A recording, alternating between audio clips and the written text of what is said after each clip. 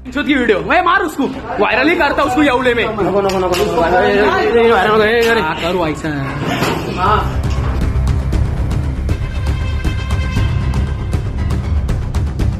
येवल्यातील एका तरुणाला ताब्यात घेत अर्धनग्न करून एका खोलीमध्ये नेऊन पट्ट्याने जबर मारहाण केल्याचा व्हिडिओ सध्या सोशल मीडियावर व्हायरल होतोय।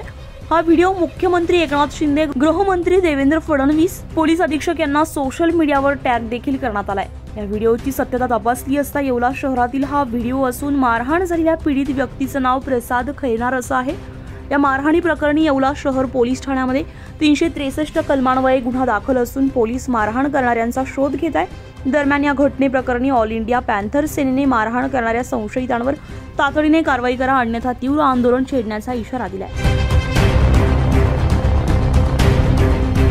महेश नेनेला मला सावल्लीमध्ये तिथं आले ते माणसं त्यांनी मारला त्यांनी परत तिकडे नेलं उसाच्या भागात नाही तिकडं मारलं मला भांड्याने पाईपाने त्यांच्या घरी नेलं त्यांच्या घरी मारलं पप्पाला मारलं काकाला मारलं आत्याला मारलं। माझ्या मुलावर मारहाण झाली तर त्या गणेश परदेशी या लोकांनी सर्व लोकांनी त्याला घरात घेऊन मारलेलं आहे। त्याचं काही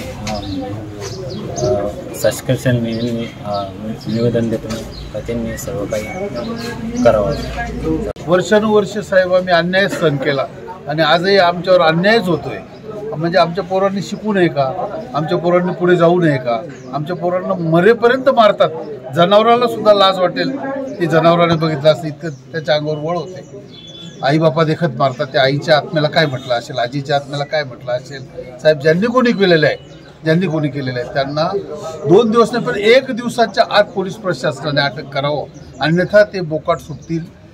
त्याची पोलिसांनी खबरदारी घ्यावी आणि झालेला अन्याय आमच्यावरचा दूर करावा अशी। या संबंधामध्ये फिर्यादी ज्या वेळेला पोलीस स्टेशनला आला त्यावेळेला त्याच्या म्हणण्यानुसार फिर्याद लिहून घेण्यात आलेली आहे। प्रचलित कायद्यानुसार आरोपितांच्या विरुद्ध गुन्हा दाखल करण्यात आलेला आहे। यामध्ये एकूण 6 आरोपी आहेत। गुन्हा दाखल झाल्यानंतर ताबडतोब पोलीस निरीक्षक पुजारी आणि त्यांची पथकं वेगवेगळ्या दिशेला रवाना झालेली आहेत। त्यानंतर आरोपीचा शोध त्यांनी घेतलेला आहे। आम्हाला विश्वास आहे यामध्ये आरोपितांना अटक करण्यात येईल। अटक करण्यानंतर प्रचलित कायद्यानुसार जी कारवाई अपेक्षित आहे ती संपूर्ण कारवाई याच्यामध्ये करण्यात येईल। कोणालाही कुठलीही गाय करण्यात येणार नाही। उत्तर महाराष्ट्र लाईव्हसाठी अश्विनी पुरीसह ब्युरो रिपोर्ट येवला।